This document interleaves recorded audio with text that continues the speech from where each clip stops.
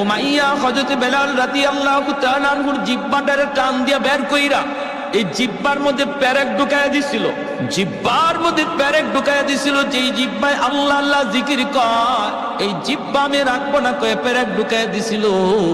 এজন্য হযরত বেলালের মুখে একটু সমস্যা হইত, আশহাদু বলতে পারতেন না, বলতেন আসহাদু, শিন উচ্চারণ করতে পারতেন না, শিনটা ভালো করে উচ্চারণ হতো না।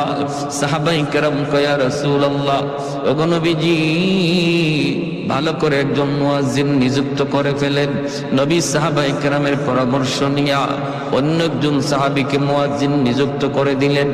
এশার নামাজের পরই নবী বলেন, বেলাল ফজর থেকে আর আযান দেওয়া লাগবে না। এই কথা শুনতেই যেন বেলাল হাবশির মাথায় আসমান ভেঙে পড়ল।